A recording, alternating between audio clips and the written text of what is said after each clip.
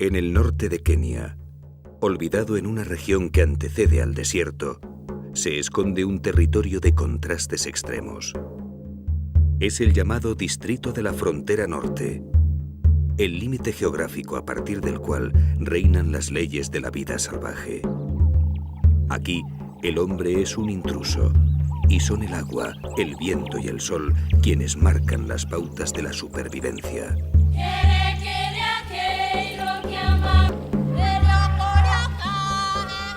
En el corazón de esta tierra agreste se encuentra la Reserva de Saba, un lugar de endemismos biológicos, un refugio para la fauna en las puertas de un desierto abrasador.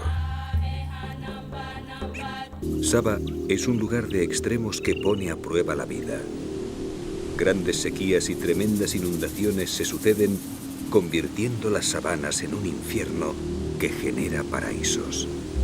Una tierra de contrastes donde los rigores más duros dan lugar a las manifestaciones más hermosas de la naturaleza.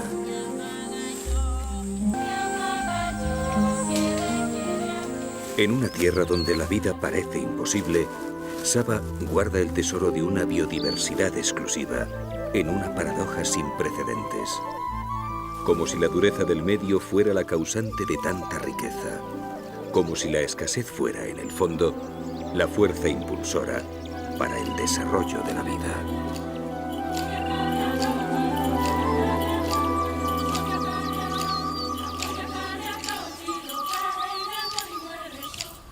La escritora danesa Karen Blixen escribió: África te enseña esto, que Dios y el diablo son lo mismo.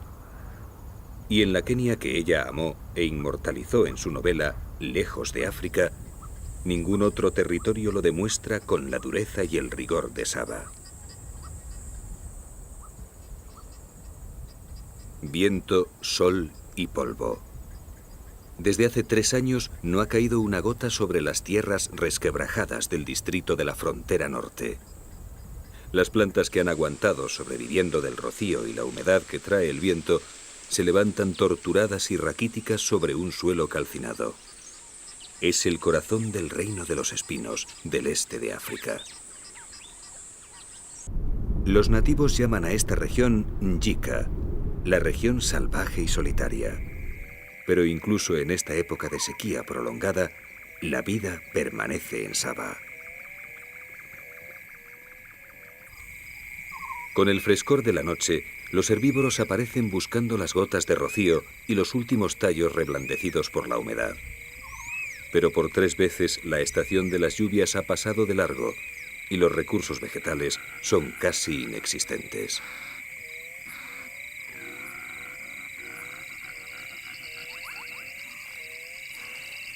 La oscuridad también saca de sus escondites a los carnívoros.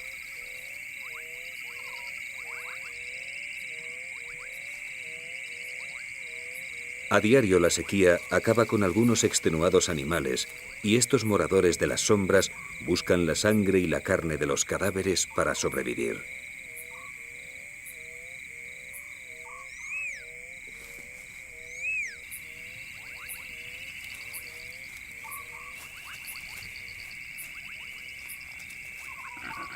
Como reivindicación de su personalidad de contrastes, Saba ofrece una tregua durante las noches de su insoportable sequía.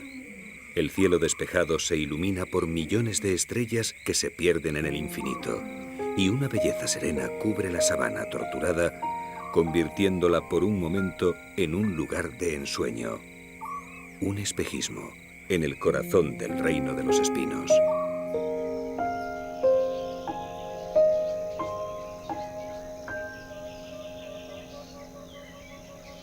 Es la época de las lluvias, pero el amanecer trae de nuevo un cielo despejado.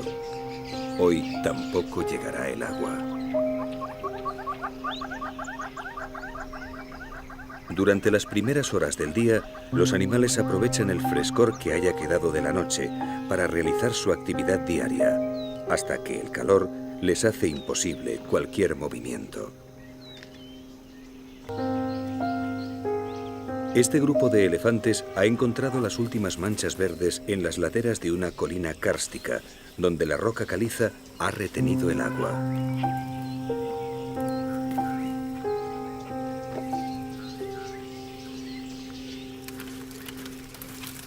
Los elefantes se mueven constantemente en busca de agua y de recursos alimenticios, y ahora, con las plantas raquíticas y descarnadas, necesitan recorrer aún más distancias para conseguir los 200 kilos de materia vegetal que consumen diariamente.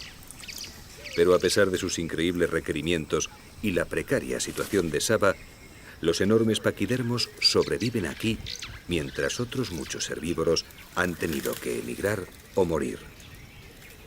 Las viejas matriarcas conocen los secretos del terreno y su sabiduría y prodigiosa memoria permite la vida del grupo.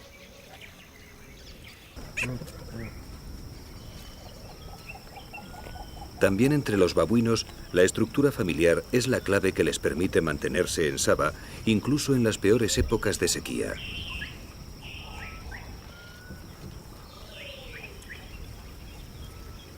Mientras muchas especies se van, los babuinos permanecen e incluso sacan adelante a su prole.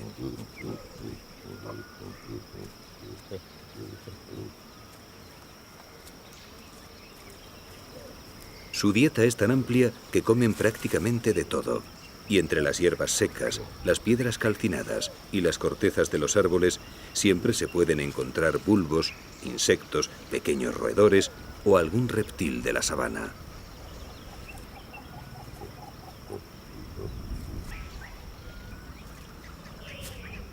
Cada miembro de la familia contribuye a la supervivencia del conjunto, distribuyéndose las tareas para el bien común.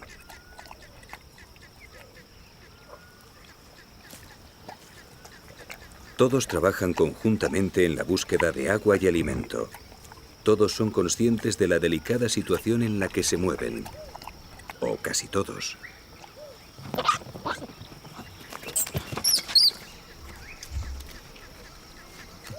Para los más pequeños, la vida es un tiempo de inacabables juegos y diversiones. Durante las primeras semanas de vida, estos pequeños babuinos no tienen obligaciones dentro del grupo, y la sequía no parece afectarles. Siempre hay una madre dispuesta a darte de mamar y unos incondicionales amigos para las correrías, así que esta sabana abrasada supone un mundo maravilloso lleno de aventuras. Día tras día, las nubes faltan a su cita.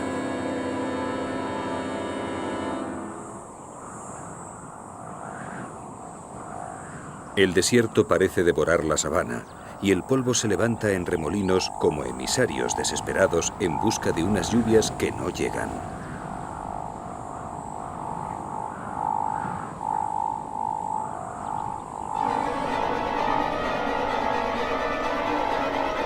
En el cielo despejado, siniestras espirales delatan a la muerte. La enfermedad ha vencido a un elefante debilitado por la falta de agua y la precariedad de la dieta. Ahora su cuerpo es apenas un cuero abrasado. Los pliegues de su piel simulan montañas ajadas de un paisaje torturado por la sequía. Hasta los más poderosos sucumben bajo el poder del sol.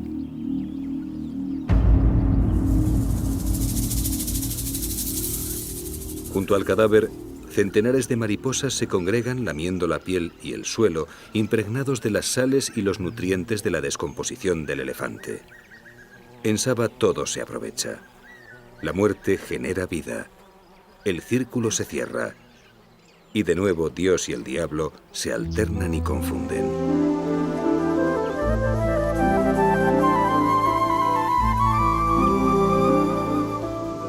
Por fin, llegan nubes esperanzadoras.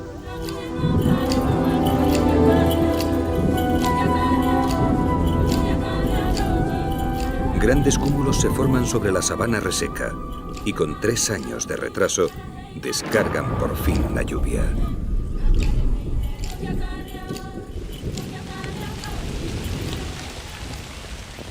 Llega el tiempo de los grandes cambios y lo hace con el extremismo característico de esta región remota, violentamente, sin aparente medida.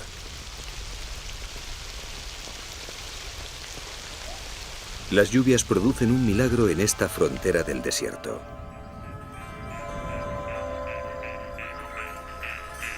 En cuestión de horas, aparecen nuevos ríos que corren por mitad de la sabana. Es el milagro anual de las tierras del Distrito Norte, cursos fluviales efímeros cuyos cauces duran únicamente el tiempo de las lluvias, pero que dejan bajo el suelo las reservas de agua que mantendrán la vida el resto de la temporada. Al sur, las lluvias descargan grandes cantidades de agua en los Aberdares y el monte Kenia, y poco tiempo después llegan a Saba en forma de violentas crecidas. El único río permanente del área de Saba recobra vitalidad arrastrando los sedimentos a los que debe su nombre: Ewaso Njiro, el río de las aguas marrones.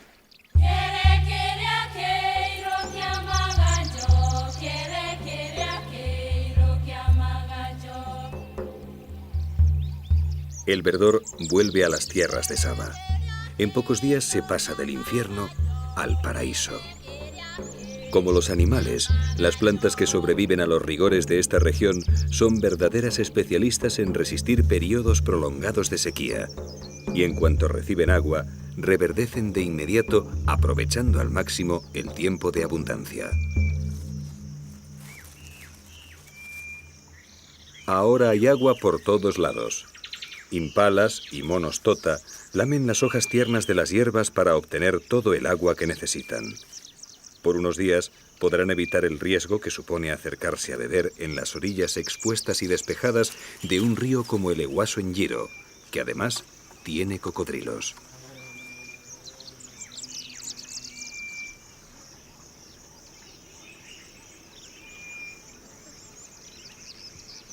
Poco después de las primeras lluvias, del suelo de la sabana surgen emisarios alados que van a revolucionar a un ejército de pequeños cazadores. Con la humedad, las termes vuelan fuera de sus casas subterráneas y su salida avisa a los ávidos predadores de miniaturas.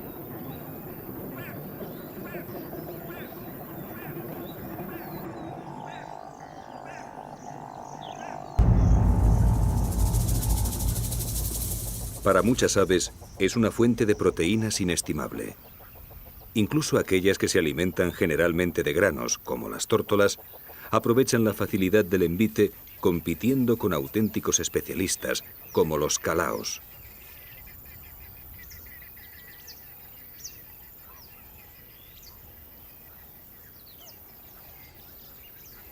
También los nectarínidos atrapan algunas termes a pesar de que su pico está diseñado para libar el néctar de las flores. Es tan estrecho que no puede tragarse las termes con alas, así que a diferencia de los calaos y otras aves menos especializadas, tienen que quitárselas antes de poder ingerirlas.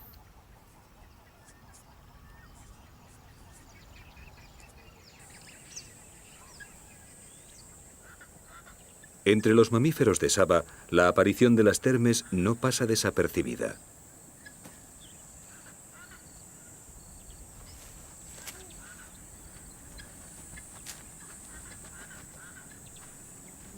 Las mangostas enanas, las más adaptadas a zonas áridas, se alimentan en gran parte de estos energéticos insectos, así que incluso cuando las termes dejan de salir al exterior para iniciar sus vuelos, estos pequeños cazadores, armados con poderosas garras excavadoras, se las componen para abrir huecos en sus casas fortificadas y darse un festín.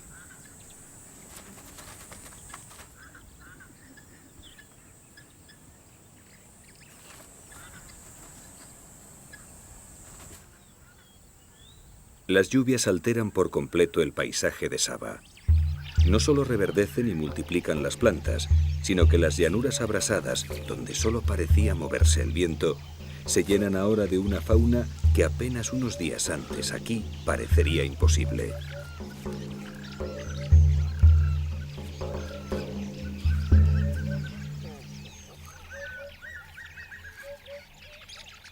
Los serpentarios son cazadores especializados en las sabanas abiertas.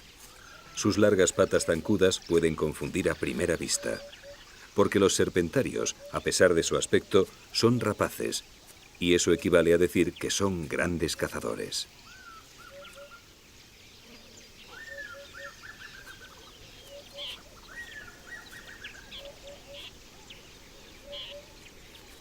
La mayor parte del día lo pasarán así, andando de forma elegante mientras cazan en pareja. Atraído por los insectos que han surgido con las lluvias, un milano negro se apunta al festín. Los milanos son cazadores aéreos y es desde el aire donde localizan y atacan a sus presas con una precisión mortal. Pero en tierra son torpes y parecen desvalidos en comparación con sus primos los serpentarios, cuya especialización les ha hecho maestros de la caza en el suelo.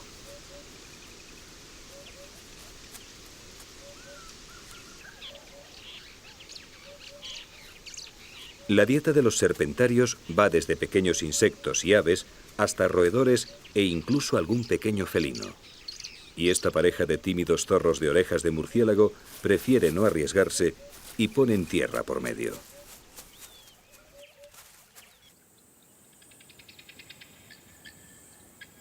En Saba todas las especies animales están adaptadas al clima semidesértico. Nadie podría soportar los rigores del periodo de sequía con las escasas precipitaciones estacionales si no fueran verdaderos especialistas en supervivencia en climas áridos. Y entre las distintas gallinas de Guinea que se reparten el continente africano, ninguna resiste tanto la sequía como las vulturinas, precisamente la especie más abundante en Saba.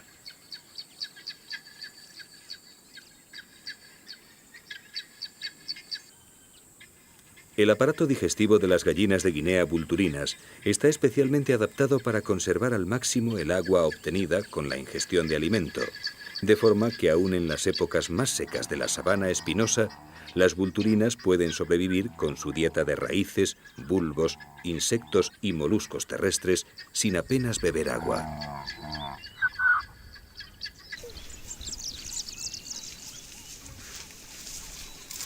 Entre las cebras de Saba también se encuentran las más adaptadas a climas áridos, las cebras de Grevi.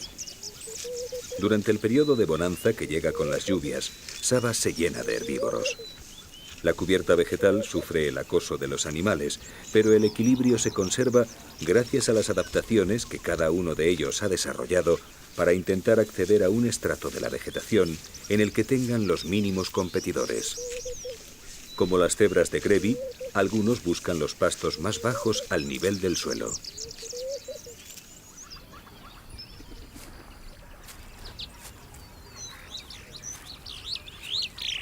Otros, sin embargo, han ido desarrollando cuellos cada vez más largos para acceder a pisos superiores de vegetación.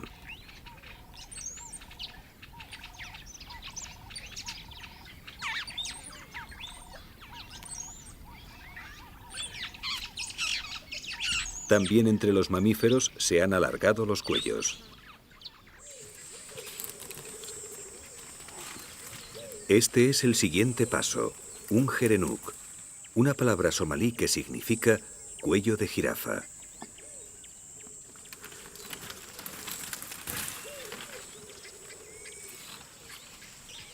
Los gerenuks son las gacelas mejor adaptadas a las condiciones desérticas. Los machos son los únicos que presentan cuernos y un adulto dominante al cargo de 7 hembras, aprovecha su ramoneo para marcar el territorio con sus abultadas glándulas faciales.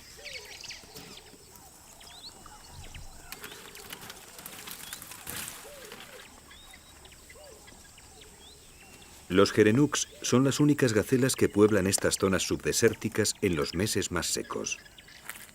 Les basta la humedad contenida en los brotes y las hojas de la sabana para sobrevivir, y pueden pasar meses enteros sin beber. Pero sus adaptaciones no acaban ahí. Un labio superior flexible, una nariz fina y unos orificios nasales estrechos les permiten comer entre las espinas de matorrales y acacias. Y para evitar al máximo la competencia con otros herbívoros, no les ha bastado con su cuello largo y esbelto, sino que han aprendido un truco que les lleva a estratos de vegetación más altos.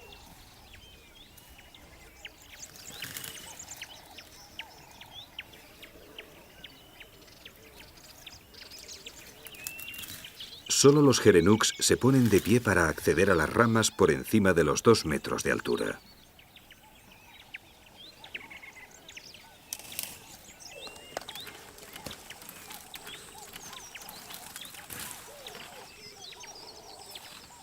Cuanto más alto se llega, más alimento se pone a tu alcance. Y los gerenuks han llegado muy lejos en su carrera hacia las copas de los matorrales y árboles de Saba. Pero en la sabana, hasta la altura de los gerenuks resulta insignificante ante el mamífero más alto del mundo.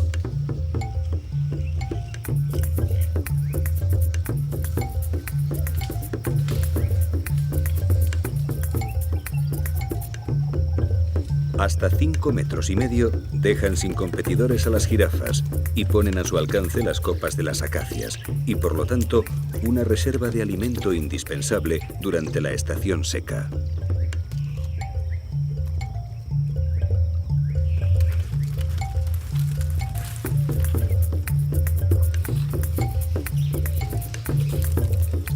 Entre las 8 subespecies de jirafa, el dibujo de las reticuladas las convierte en las más hermosas. Parece como si los rigores de esta sabana semidesértica del reino de los espinos diera lugar a las formas más espectaculares. Como si las pruebas de supervivencia que impone la aridez del medio tuvieran como premio la belleza. Las cebras de Grevi, las gallinas de Guinea vulturinas, las jirafas reticuladas, pieles y plumas incomparables surgidas de la sed de meses, el calor abrasador y la alimentación entre espinas. Y de nuevo Saba parece unir los extremos, como si la penuria generara la maravilla, como si los límites de la muerte fueran los creadores de la vida, como si Dios y el diablo fueran al final lo mismo.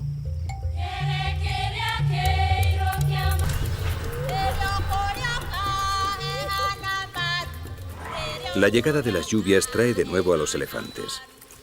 A sus 4 metros de altura le añaden la longitud de su trompa y la capacidad de levantarse sobre los cuartos traseros, de forma que ni las jirafas llegan tan alto en su búsqueda de alimento.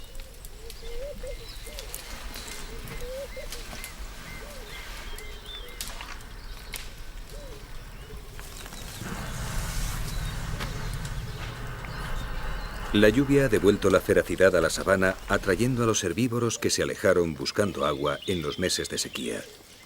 Y con la llegada de los herbívoros a Saba, vuelven también poderosos cazadores.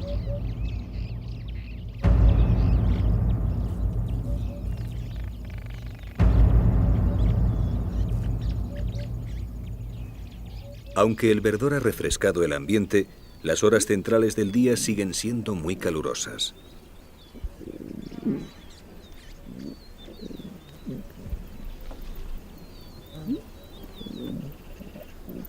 Para los leones es tiempo de descanso al refugio de alguna sombra. Hace demasiado calor como para intentar la agotadora tarea de cazar a un herbívoro, y más aún si este es un poderoso búfalo cafre.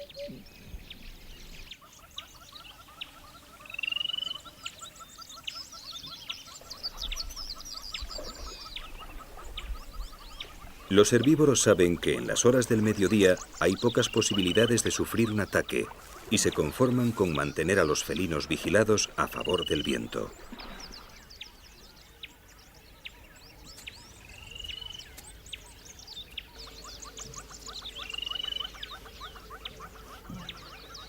También estas jóvenes leonas descansan entre el frescor de la hierba verde, aunque no quitan la vista de un grupo de cebras. Si alguna da muestras de debilidad o está herida, las leonas atacarán sin dudarlo. Pero el grupo se mantiene en perfecto estado y los dibujos de sus cuerpos despistan a las cazadoras, desdibujando sus siluetas en un maremagno de rayas móviles.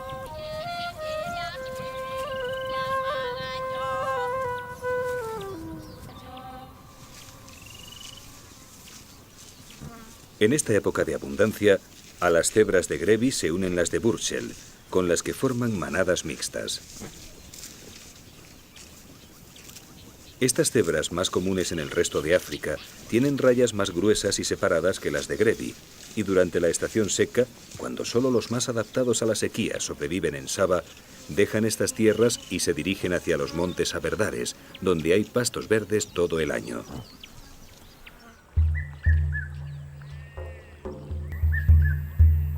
En esta época, cuando el clima ha cambiado y hay comida por todas partes, los animales se preparan para traer al mundo su descendencia. Y durante las semanas posteriores a las primeras lluvias, Entre las especies se suceden el celo y los apareamientos.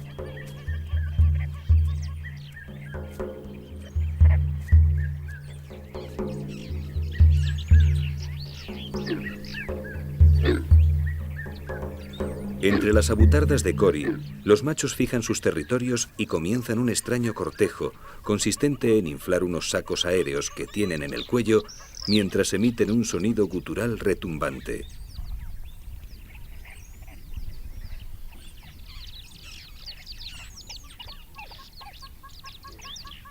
Sus cuellos hinchados y los sonidos sordos buscan llamar la atención y atraer a las hembras, mientras disuaden a otros machos que, como en este caso, pretenden apropiarse de un territorio que ya tiene dueño.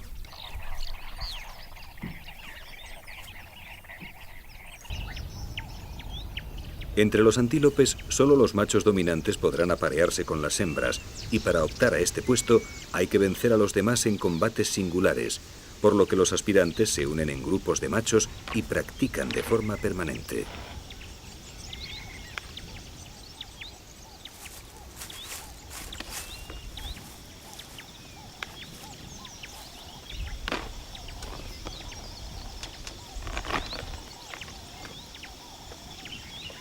Estos no son verdaderos combates. Los jóvenes gacelas de Grant solo miden sus fuerzas y se mantienen en forma, esperando el momento en que se consideren capaces de retar al dueño de un harén.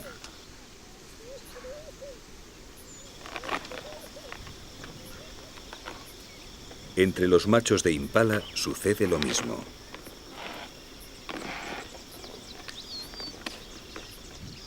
No lejos de donde practican los jóvenes, un impala dominante custodia su grupo de hembras. Hay un posible aspirante a su puesto en los alrededores y es hora de dejar claro cuál es el macho más fuerte.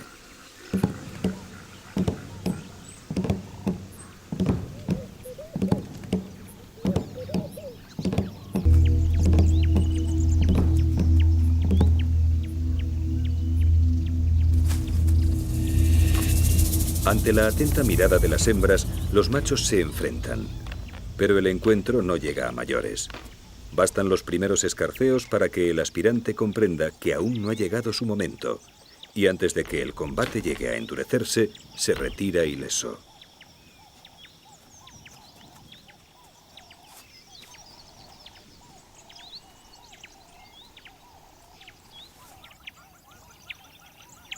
Entre los oryx, los grupos son mixtos y altamente jerarquizados.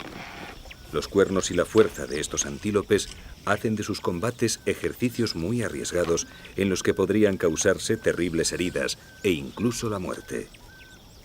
Pero en los grupos de oryx, donde hay una marcada jerarquía de machos y hembras, el puesto se consigue por combates ritualizados en los que se miden las fuerzas, pero se evitan agresiones graves.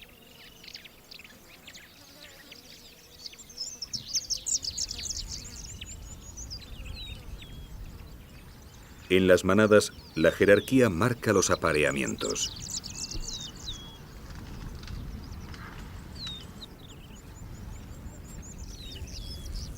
Cada uno conoce el alcance de sus aspiraciones en función del rango que ocupan en el grupo, de forma que en una misma manada se pueden aparear diferentes parejas sin que se cree ningún conflicto entre ellas.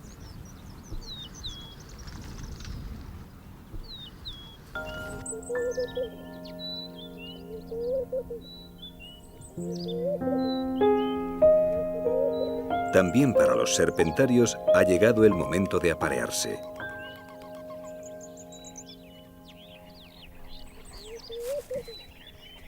La misma pareja que buscaba insectos poco después de las primeras lluvias está ahora preparando su nido.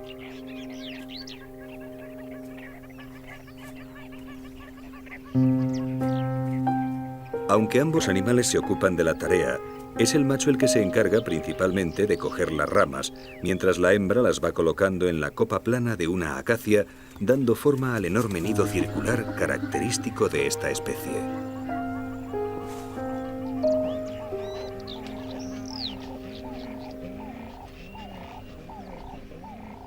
Durante estos días, los serpentarios se mostrarán solícitos y cariñosos con su pareja, cortejándose en el suelo, en los vuelos y en el nido.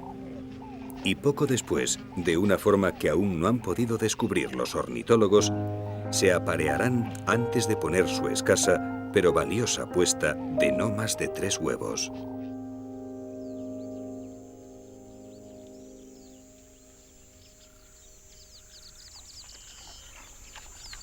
En el mismo bosque de acacias donde los serpentarios han levantado el nido, una familia de facoqueros pasta las nutritivas hierbas verdes surgidas tras las lluvias.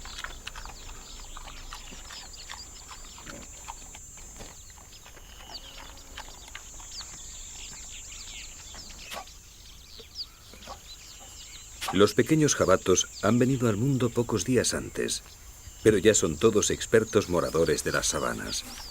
Aún les falta experiencia para saber encontrar alimento como lo hacen sus mayores, pero todavía cuentan con la despensa ambulante de su madre, y aunque ésta no quiera parar para alimentarles, los pequeños facoqueros no están dispuestos a renunciar a un trago de nutritiva leche materna.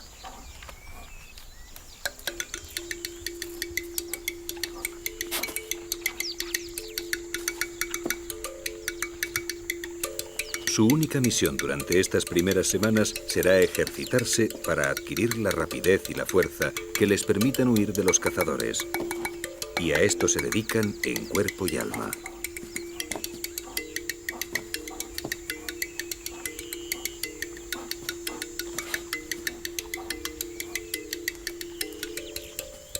Combates de lucha libre o fútbol con la bosta de un elefante son parte del entrenamiento.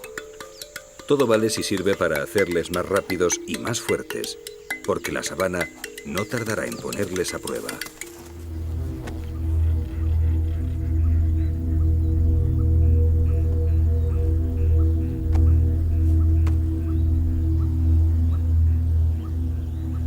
A la sombra de una acacia, un guepardo vigila a unos oryx cercanos.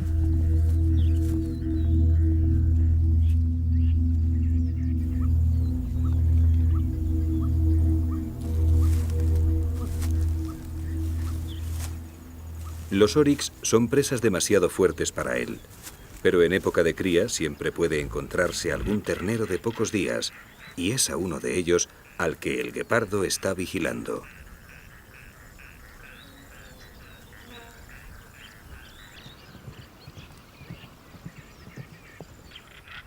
El ternero parece encontrarse en perfecto estado, y las posibilidades de atraparlo son prácticamente nulas. Pero el guepardo ha estado acumulando tensión y decide un intento desesperado.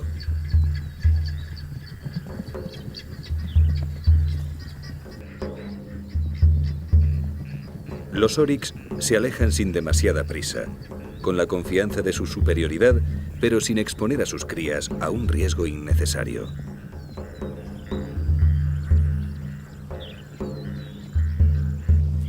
El guepardo ni siquiera ha llegado a poner en práctica toda su prodigiosa velocidad. Hay muchos adultos en el grupo y sabe que en la defensa de su hijo, un oryx es capaz de matar incluso a un león. Así que abandona el intento y vuelve a su lento deambular en busca de presas más asequibles.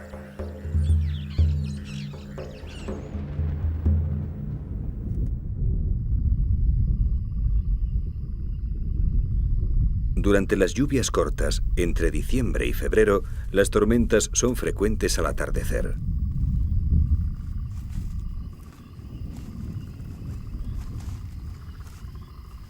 El clima se suaviza y el calor del día deja paso a un aire fresco y húmedo, una temperatura que esperan los grandes cazadores para entrar en actividad.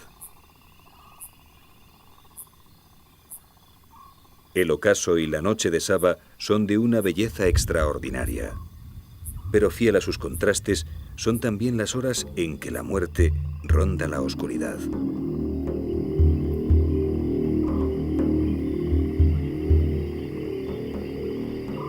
Cae la noche sobre el Eguaso en Giro.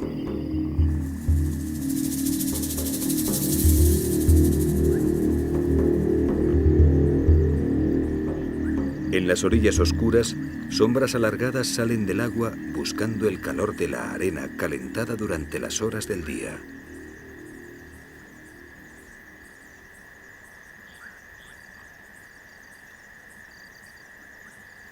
La actividad del metabolismo de los cocodrilos del Nilo depende de su temperatura corporal, y esta depende de su entorno.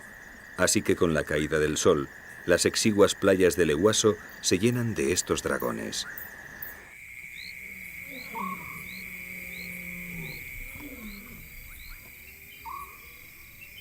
Para las leonas, la noche es una ventaja.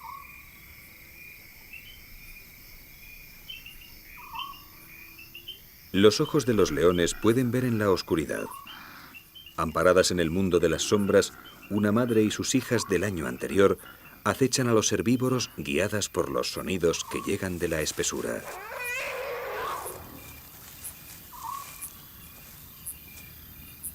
Esta noche no están de suerte. Del bosque junto al río salen 3 elefantes y ningún cazador de Saba se atreve a molestarlos. Así que las leonas bajan la guardia y descansan a la espera de nuevos indicios que delaten la presencia de posibles presas.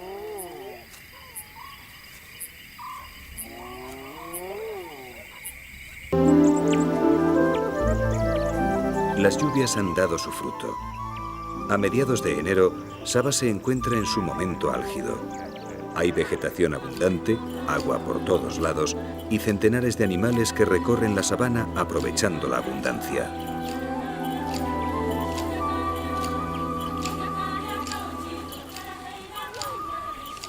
Los elefantes han vuelto a la región y permanecen en ella por más tiempo.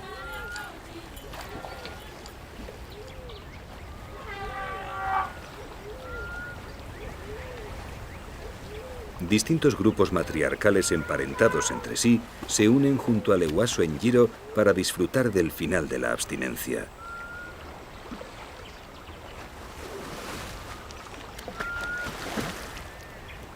Los elefantes beben entre 80 y 160 litros de agua al día, y los machos adultos pueden duplicar esta cantidad, por lo que siempre deben tener fuentes de agua a su disposición.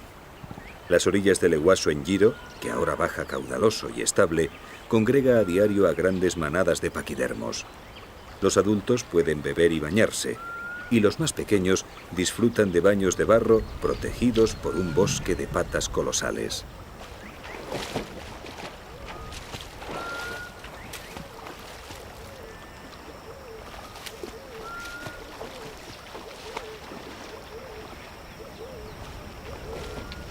Estos clanes pasan la época seca comunicándose a grandes distancias, pero separados físicamente para explorar y aprovechar con más eficacia el terreno devastado por la sequía.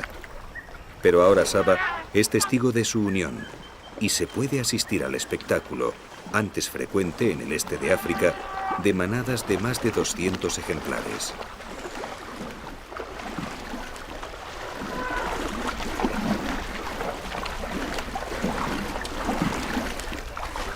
Hoy la región que forman las reservas de Saba, Samburu y Buffalo Springs acogen las mayores manadas de elefantes del este de África. Y de nuevo se produce la paradoja, el milagro de la abundancia en el reino de la sequía.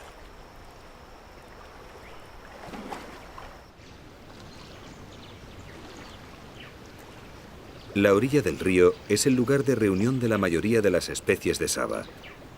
A lo largo del día, muchos de los animales de la sabana llegan aquí a beber. Y este es un momento delicado en el que uno se expone inevitablemente. Los grandes cocodrilos del Nilo han vuelto al agua con el calor del sol. En una de las orillas, unas cebras de grevi sacian su sed y la aparición de un pequeño potro atrae a los grandes saurios.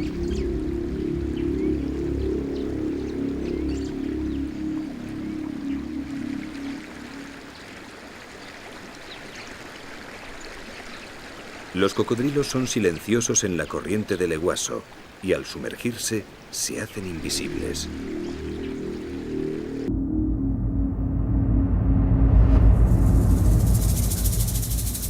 Pero las cebras están alerta permanentemente y la escasa profundidad del río juega a su favor. Solo la sorpresa de una emboscada puede darle una presa terrestre a los grandes cocodrilos del Ehuaso en Njiro.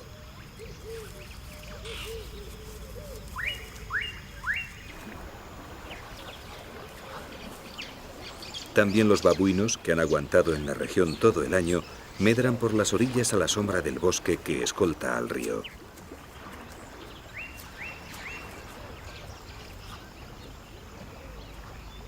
Los machos dominantes no bajan la guardia. También los cazadores saben que todas sus presas llegarán a beber tarde o temprano, y en el bosque galería son frecuentes las emboscadas.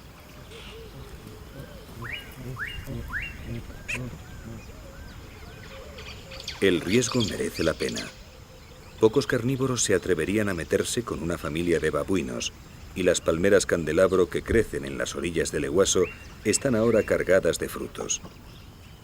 Así que mientras los grandes machos vigilan, los más jóvenes suben hasta las copas y lanzan la fruta madura al resto del grupo. Otra de las ventajas de vivir en familia.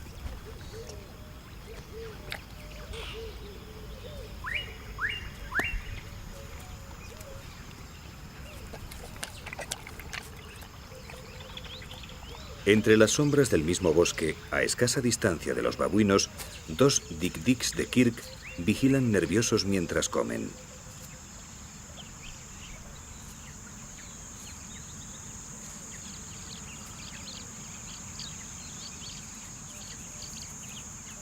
Con 2 palmos de altura y alrededor de 5 kilos de peso, son los antílopes más pequeños de Sabah, y hasta los grandes babuinos podrían matarles con facilidad. Así que pastan nerviosos sin alejarse demasiado de los matorrales protectores. La desconfianza de los dik-diks está plenamente justificada, porque el bosque galería donde viven es el hábitat del más hermoso y esquivo cazador de Sabah.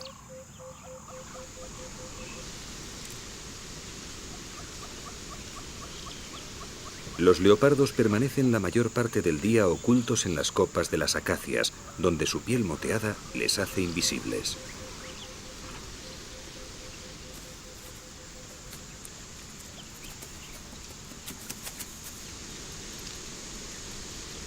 Pero al caer el sol, cuando las sombras se van apoderando de la sabana, bajan de las ramas para iniciar su ronda de caza.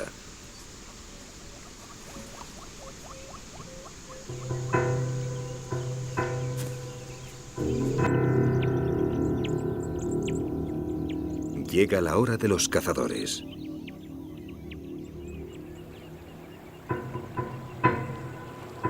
Los animales se retiran a sus refugios nocturnos. La vida en la sabana no ofrece treguas, y la noche de Sabah se llena de sombras vivas, moviéndose en el eterno juego de la vida y la muerte.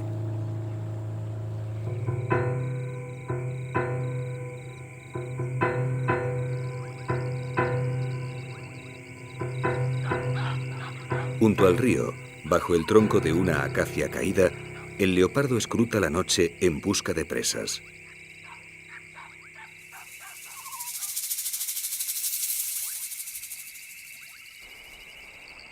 Su oído y su olfato reciben la información de todo cuanto vive y se mueve a su alrededor al amparo de la noche.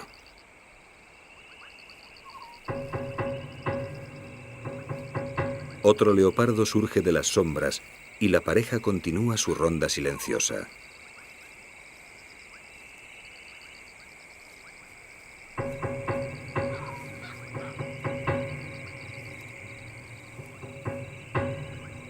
Del río les llegan mensajes de posibles presas, pero el agua y los cocodrilos las ponen fuera de su alcance.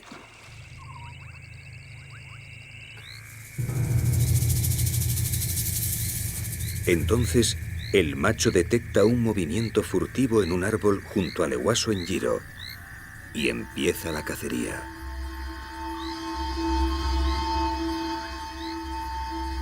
La hembra espera a cierta distancia. Solo si la presa es grande, acudirá en ayuda de su compañero. Silencioso como un espíritu, el leopardo se acerca a la base del árbol que esconde la presa. Sus sentidos están alerta a la espera de nuevos indicios. Y entonces llega un nuevo sonido.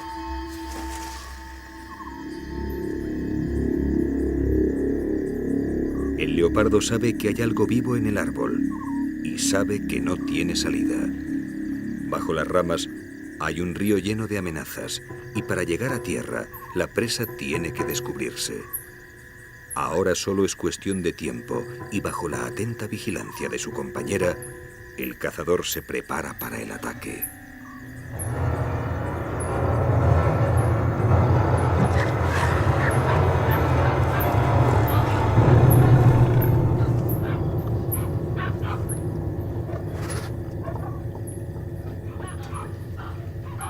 Un último movimiento delata a un varano, provocando la reacción del leopardo. Para el aterrorizado lagarto, esta será su última noche.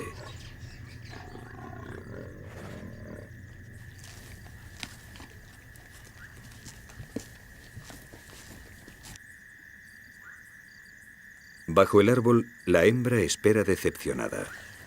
La presa es pequeña y el macho no le dejará probar bocado. En el duro mundo de Saba no hay lugar para otras actitudes que no sean las de velar por la propia supervivencia. Tampoco la hembra le dejaría acercarse al macho si fuera esta la que hubiera cazado al varano.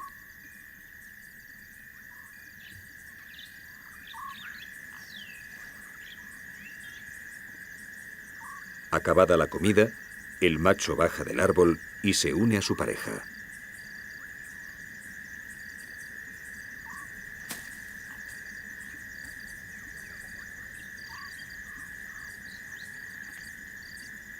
Y de nuevo dos sombras se funden con la noche, uniendo belleza y muerte bajo el cielo estrellado de Saba.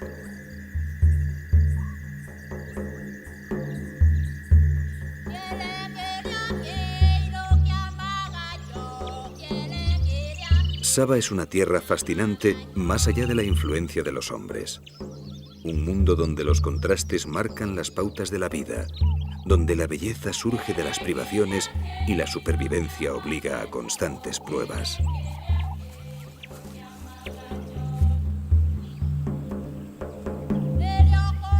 Y es precisamente la dureza de sus condiciones lo que convierte a esta tierra en un mundo aparte, un paraíso exclusivo para sus supervivientes. Con la vuelta de la estación seca, Saba regresa a su principio. Poco a poco vuelve la sequía. Y de nuevo Dios y el diablo se alternarán hasta hacerse uno solo, sin un principio o fin definidos, en el ciclo perpetuo de la vida.